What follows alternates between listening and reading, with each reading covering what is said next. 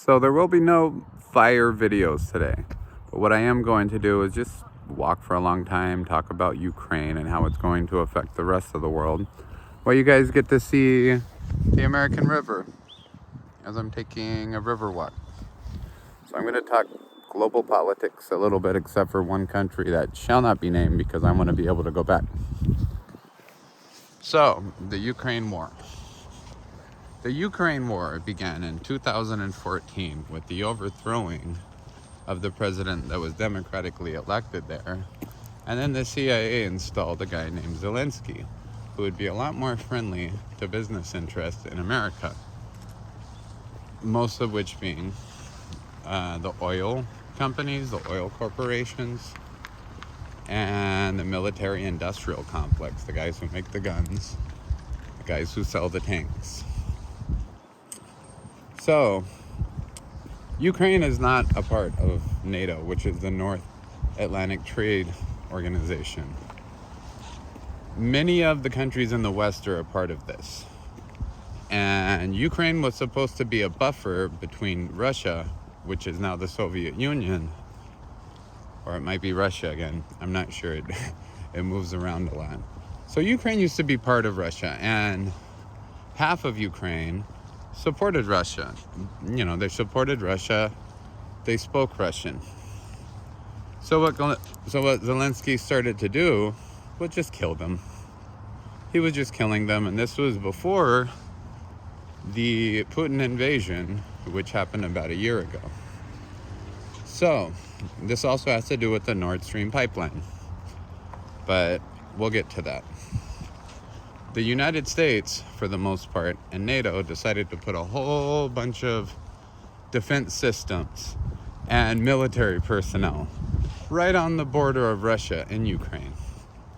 So, if you think about it, the CIA installed Zelensky.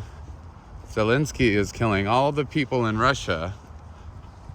Not in Russia. They're killing all the people in Ukraine that liked Russia and maybe spoke Russian. So that was happening while the guns were on his border. So he invaded. Now, this was a heavily encouraged invasion. It was very encouraged.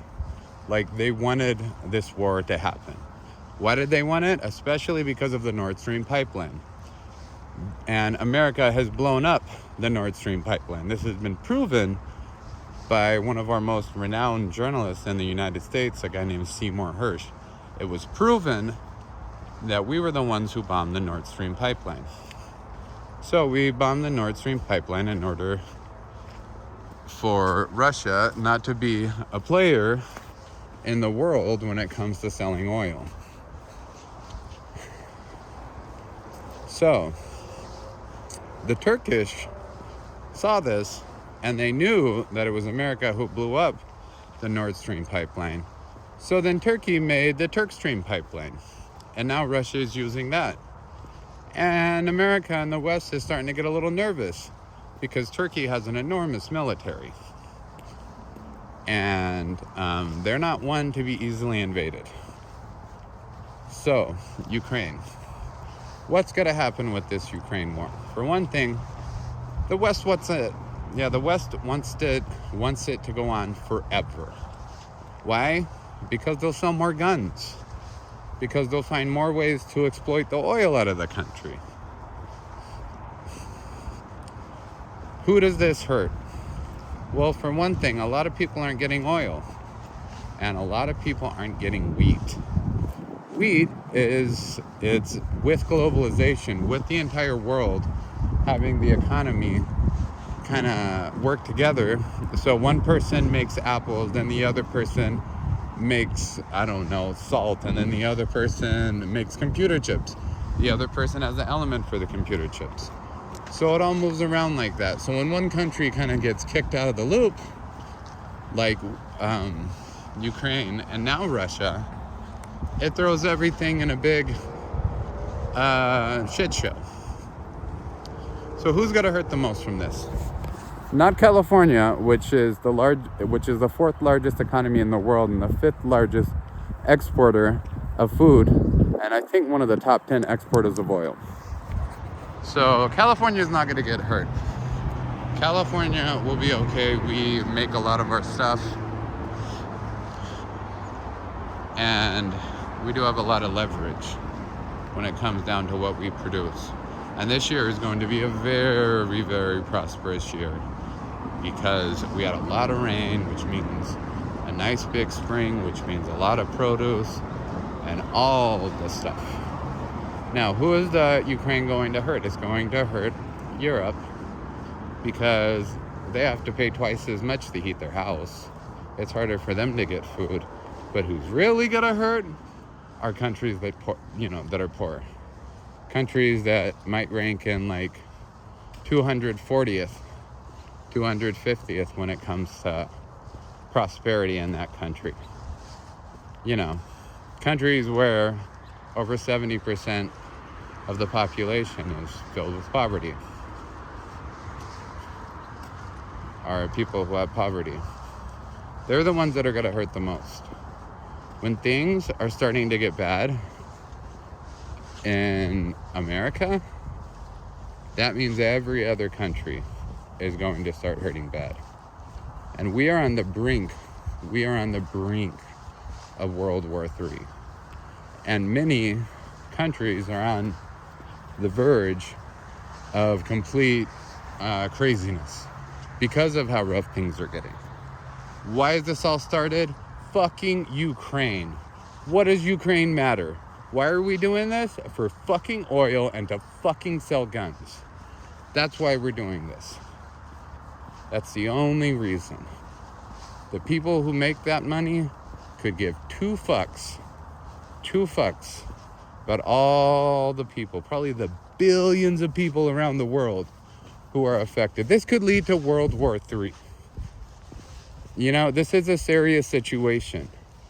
And America has been trying to breed resentment towards the Chinese. So, okay, let's get China and Russia working together. And then probably Turkey would join them, and Brazil would join them, which is a huge country. There's many countries that would join that union. This would be a big, scary war because America has all the guns. We make most of the weapons in this country. So if it came down to a world war, we have the best jets, the best tanks, the best everything. We have missiles that have 6 nuclear missiles inside of them with little tiny nuclear missiles. And we drop those on people. Not to mention the drone war. It should be noted that this war really started in 2014 with overthrowing of the last president and the installation of Zelensky. And so really this war started in 2014, and that was under Obama. So that's Ukraine. Once again, today's going to be kind of a boring video. I'm more showing like nature and just bullshitting, So, yeah, that's what I'm doing. 2016 in America was a shit show. It was Hillary Clinton, the most despised woman in politics, versus Donald Trump, just a complete asshole. But Hillary Clinton was extremely corrupt, and everybody knew this. And yeah, she would have been the first woman president, and that's cool. That is cool. But it's got to be the first woman president. Get a good woman. Not like the most corrupt woman you could that you could find. Bernie Sanders should have won the nomination, but the Democrats decided, no, we're just going to cheat him out of this nomination as much as we possibly can. And the corporate media, ran by the CIA and FBI, they decided anyone but him. He was talking about socialism. He was talking about equal distribution of wealth, kind of. $15 an hour minimum wage. Medicare for all. Things that would be good for the country. Socialized things. But the FBI, the CIA, the Democratic Party all kicked him out.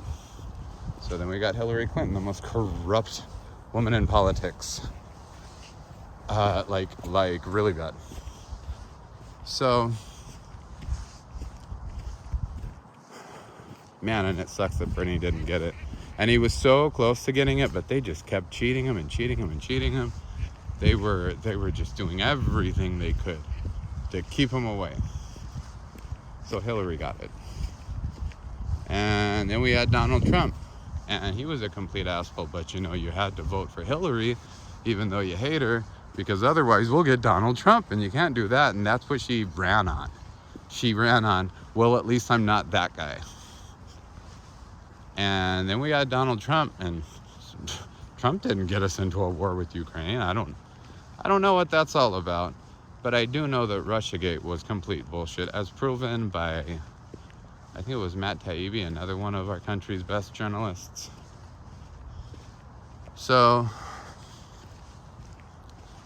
Russiagate was completely fake. So all that talk about Trump being put in office by the Russians and they were working with them and all of that, it just wasn't a thing.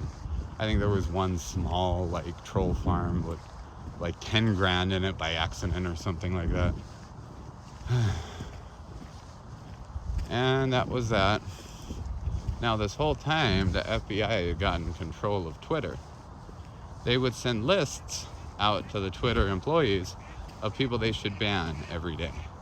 And this wasn't just right-wing people, this was also left-wing people. We do have marches for peace here, but they're small. And people watch. You know, not the right people. So, this is a free country, but unless everybody starts revolting, nothing will change. Protests do not change anything. Revolts do, revolutions do. Protests, especially peaceful protests where people are cleaning up behind them, those don't work. I can say this so many times that protests don't work. Now, besides all those, that was kind of geopolitics, kind of international relations. And, I don't know, what else should I talk about? I must have something interesting to talk about. I do have some really good videos coming up. It's just a prank, bro. It's just a prank. So I got 2 ones coming up. I thought it would be today, but that's tomorrow. This is the American River. Cleaner. I swim in here sometimes. It's water from the snow, which comes all the way up there. This is a big river. I think it's like 28 miles one way from the Folsom Dam all the way to downtown Sacramento. I've walked most of it, but I haven't, but I haven't really ridden a bike across it. I don't know. I haven't started doing that. It seems kind of corny, but I should. Here's another thing I wanted to talk about. I grew up in Sacramento. It's kind of a crossroads of all of California. If you take a west, if you go west, you get San Francisco. If you go south, you get Los Angeles. If you go east, you get Lake Tahoe. And if you go north, you get like the north and the forest, and the Redwood Forest, the Green Triangle, Portland, Seattle. I haven't really gone north too much, but I plan on it later this year. But anyway, Sacramento, the crossroads of California. I was very lucky to go to school in an extremely diverse class. It was very, very diverse. So there would be kind of diversity days, or during like the Christmas season, people from other cultures, they would, they would tell the class about their culture.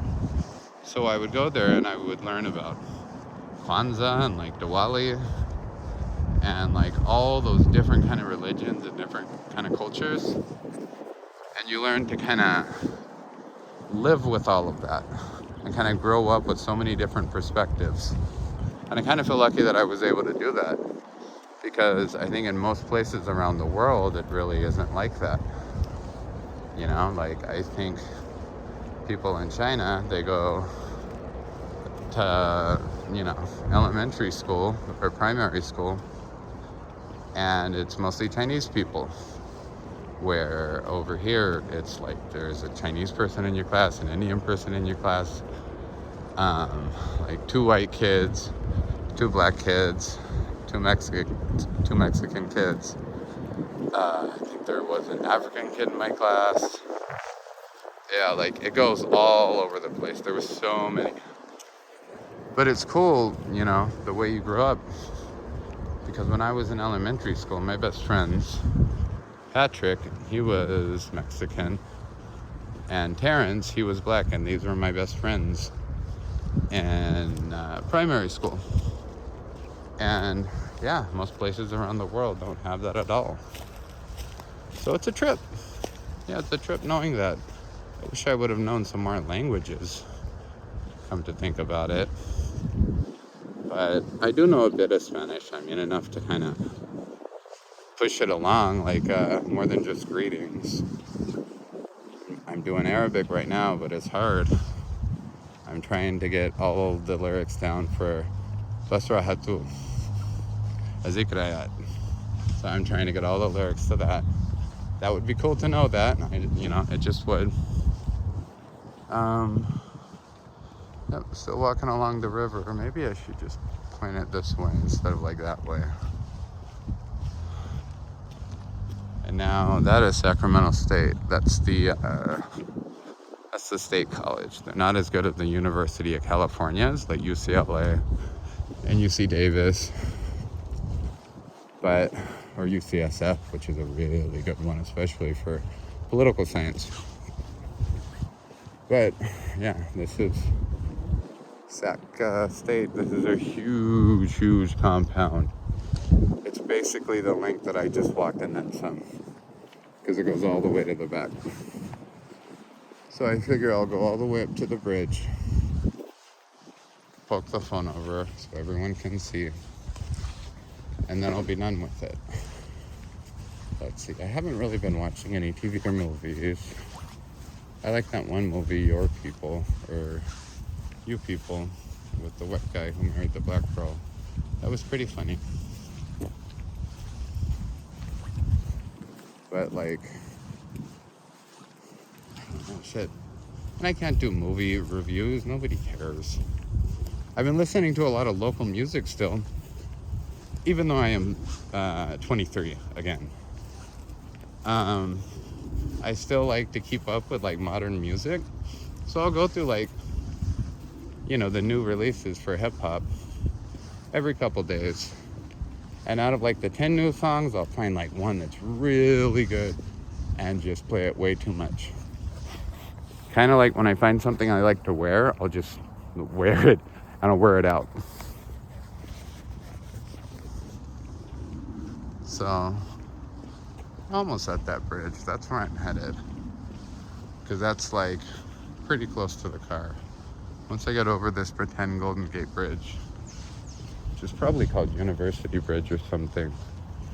I think that's the science building, but I'm not sure. And these are dorms. I don't know why someone would ever live in a dorm. It costs like $2,000 a month to live in this little 1-bedroom, maybe even with the roommate. And they're tiny. They do it so they can live on campus. I don't understand. Because you can go right over the river, get your own apartment, and it's $1,500, and you get all the water view. And you don't have to live on the campus with all the rules. They got a lot of rules in there. That's especially why I wouldn't go. Because I'm a rule breaker. I'm a rebel. A renegade. Alright, we see the beginning of this bridge. It's kind of weird walking around filming something with people walking around. So, that's why I'm not going to go all the way down the bridge into the car. That's kind of... Plus, you've already seen all the stuff, I can't wait to record these fire videos.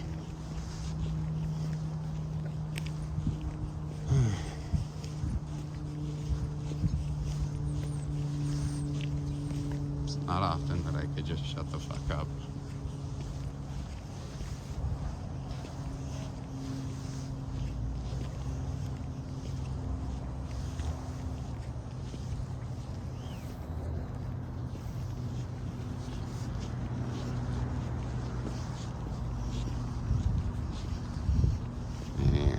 for 10 Golden Gate Bridge. I think they're doing all this work because while it wasn't nearing flooding, I think it went up to about that tree line right there, which is pretty high for comfort, but the water's receded, and now we got a lot of water in this state, which is a good thing. I think that's business, that big building. I think it's business administration.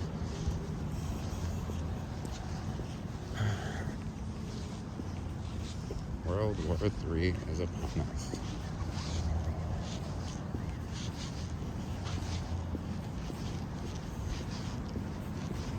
It is. It's going to be a very scary place, and I'm not looking forward to it. It's really going to be scary for people in poorer countries, and that sucks. That's the way to get in.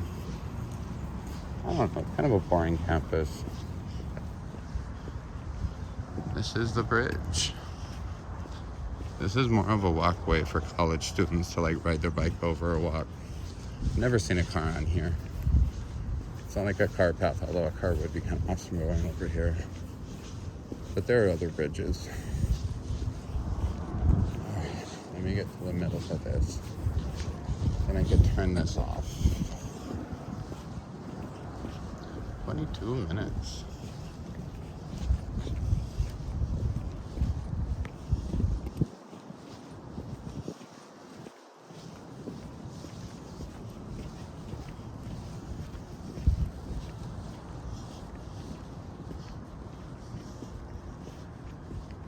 Let's see how they say.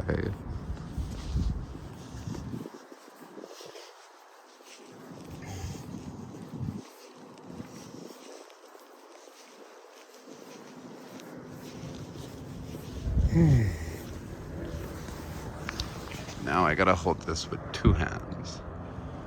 This is the American River. It's a driving bridge. I forgot what its name was.